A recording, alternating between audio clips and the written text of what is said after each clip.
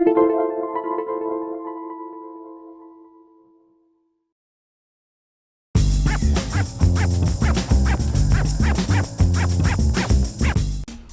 to My Long Island TV. From Manhasset to Montauk, we have traveled our communities to bring you the following events. I'm your host, Waldo Cabrera. My Long Island TV starts now.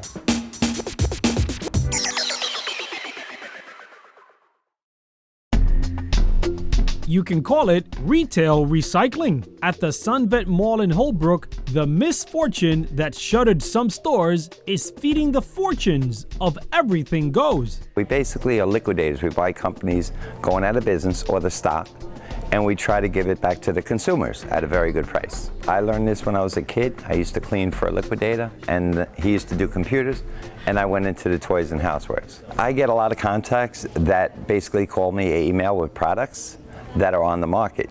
Also, I've been doing this a long time. I've had my own contacts that I've told where it is, when it is, and how much it is. How does it work? Just give me an example. Recently, we just had a major supermarket chain go out of business. Pathmark and Wallbounds. So tell me about that. Tell me how that process works. Basically, the food gets distributed at lower costs as it goes on for the final sale. It's put up for auction. The highest bid on the auction normally gets the product. At the end of the sale, they called me in to do the final buy. Anything, toys, housewares, pet food, canned food, whatever it was, I just took everything. They try to sell it between 8 and 10 cents of the retail dollar. Free if I can get it. Have you gotten it free? Absolutely. You've gotten it free? Absolutely. How do you swing that? Warehouses that they need to get out of in a hurry, and they basically say, give me $300 for otherwise I'm going to lose it anyway. So I go in and clean out everything. But that's stuff that you have to go through, and then I in turn sell it to the consumers 30 to 50% of the dollar. Normally half off retail. Even major retailers are having trouble attracting customers without heavy discounts. That's business today. The consumers are more wary of what they're spending and how they're spending their money on. They don't have it anymore.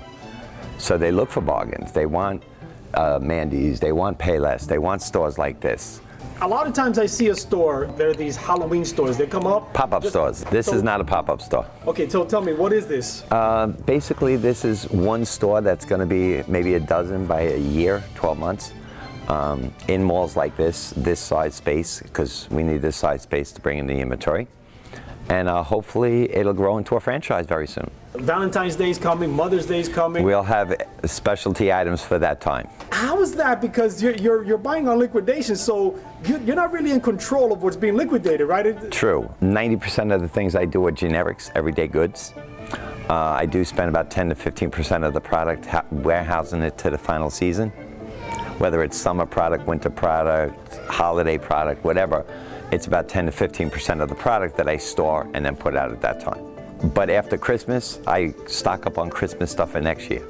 I already stocked up for Valentine's stuff from last year, like stuffed animals and things like that. So I'm always ahead of the holiday that it's going to be. One thing we noticed is that for a liquidator, the shelves were surprisingly stocked with current items. Most notably, Star Wars toys everywhere you looked. We have a lot of closeouts on the toys area.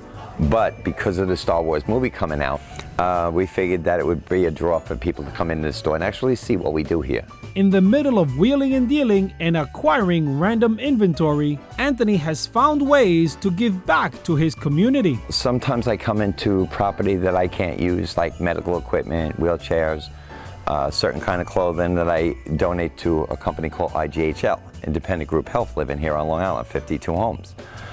So I like to work with them closely. I also do Smile Farms, which is out in Mauritius. I've given them medical equipment, kids' clothing, stuff for their fundraisers, things like that. Although you'll find a variety of items on the shelves, this is not a dollar store. The name of the store is Everything Goes because that's what we sell, basically everything. Okay, we never know what we're going to get or when we're going to get it. Could be carpets next week, could be clothing, could be housewares, giftware. We never know what's coming in from day to day.